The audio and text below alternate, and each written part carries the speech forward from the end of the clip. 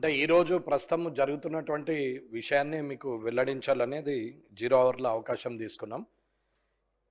ఇవాళ గ్రామాల్లో కానీ పట్టణాల్లో కానీ చేబదులు ఇవ్వడం కానీ ఎవరికైనా రాత్రిపూట అవసరం పడితే దవాఖానకు అవసరం పడ్డా లేకపోతే సడన్గా పెళ్లి కుదిరినా వారికి బ్యాంకు లోన్లు కానీ ఎక్కడ కానీ దొరకవు.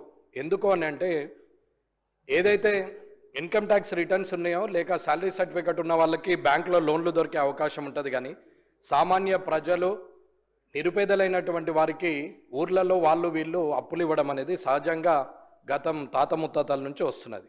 కానీ ఇప్పుడు ప్రస్తుతము జిల్లా ఎస్పీలు ఈ రాష్ట్రం మొత్తం మీద వడ్డీ వ్యాపారం చేస్తున్నారని చెప్పేసి రైడ్లు చేసుకుంటూ వాళ్ళ దగ్గరికి పోయి గ్రామాల్లో వాళ్ళని పట్టుకొచ్చేసి కేసులు చేస్తున్నారు.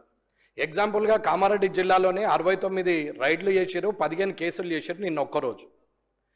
మరి ఎమర్జెన్సీ ఉండి రాత్రికి రాత్రి దవాఖానకు వెళ్ళాల్సి వస్తే, ఒకవేళ హైదరాబాద్కే రావాల్సి వస్తే 1 లక్ష రూపాయలు అవసరం పడితే మరి రాజకీయ నాయకులు ప్రజాప్రతినిధులు ఇస్తారా లేకపోతే పోలీస్ అధికారులు ఇస్తారా? అప్పులు ఎవరిస్తారు?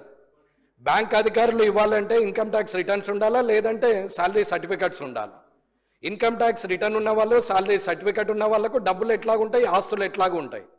మరి వ్యవసాయ కూలీలు, వ్యవసాయాధారిత ప్రజలు, వ్యవసాయం మీద ఆధారపడ్డ వాళ్ళు బిడ్డ పెళ్లి కుదిరిందని 1 లక్ష రూపాయలు అవసరం ఉన్నా లేకపోతే ఎమర్జెన్సీలో హార్ట్ స్ట్రోక్ వచ్చిందనో క్యాన్సర్ వచ్చిందని హైదరాబాద్ హాస్పిటల్లోకి వచ్చినా 2-3 లక్షలు కావాలంటే గ్రామాల్లో ఉన్నవారే ఇస్తారు.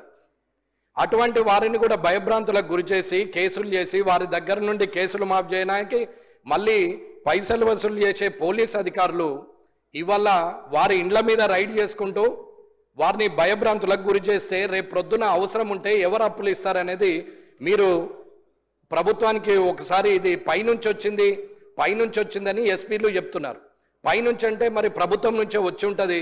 మరి ఇలాంటి కార్యక్రమం చేస్తే రేపు ప్రొద్దున ఎమర్జెన్సీ సర్వీస్లో ఎవరికి 1 రూపాయి దొరకదు, అందరూ కూడా ఇబ్బందులు పడతారు. అది మీరైనా నేనైనా ఎవరమైనా అవసరానికి అడుక్కుంటాము, అడిగే పైసల్ని డబ్బులను కూడా ఇబ్బంది పెట్టి ఇవాళ వాళ్ళని అందరినీ అరెస్ట్ చేస్తున్నారు. దాని మీద చర్య తీసుకోవాలని కోరుకుంటున్నారు.